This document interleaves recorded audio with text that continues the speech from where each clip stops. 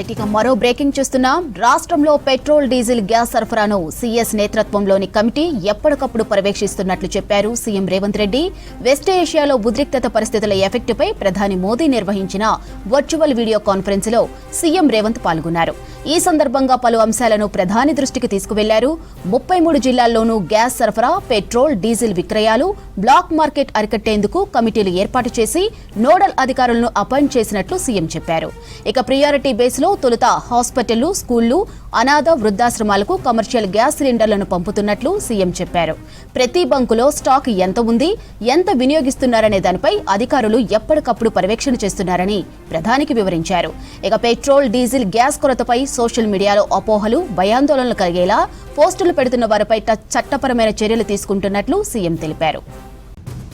రాష్ట్రంలో petrol, diesel, gas సరఫరాను CS నేతృత్వంలోని కమిటీ ఎప్పటికప్పుడు పర్యవేక్షిస్తున్నట్లు చెప్పారు సీఎం రేవంత్ రెడ్డి. వెస్ట్ ఏషియాలో ఉద్రిక్తత పరిస్థితుల ఎఫెక్టుపై ప్రధాని మోదీ నిర్వహించిన వర్చువల్ వీడియో కాన్ఫరెన్స్ లో సీఎం రేవంత్ పాల్గొన్నారు. ఈ సందర్భంగా పలు అంశాలను ప్రధాని దృష్టికి తీసుకువెళ్లారు.